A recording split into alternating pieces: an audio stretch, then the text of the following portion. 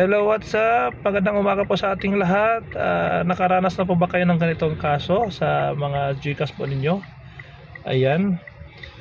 Tuturuan ko po kayo kung paano po ito ayusin na nagkaroon po ng accessibility service detected. Please disable the settings to continue.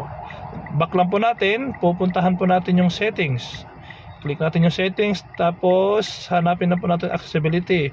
Or search po natin dito sa my search bar. Ayan, i-click lang po natin yung search bar, type lang po natin yung accessibility. Ayan, type lang po natin accessibility. Ayan, then click po natin. Click na po natin yung accessibility shortcuts. Ayan. Yung ibang Android phone po, pag i-search po natin sa pinakamababa, makikita po natin yung download apps. Pag i-click po natin yon, nakikita po nyo sa iba, merong link doon, i-open po natin. Itong gamit ko, Tecno, i-click na po natin yung accessibility menu sa Tecno phone ko po. Ayan, i-click na po natin yan. Tapos punta po tayo sa my apps info. I-click na po natin yung apps info. Ayan, itong sa baba. Ayan, i-click po natin yan. Tapos dito po tayo sa may open default. Ayan, i-click po natin yung open default.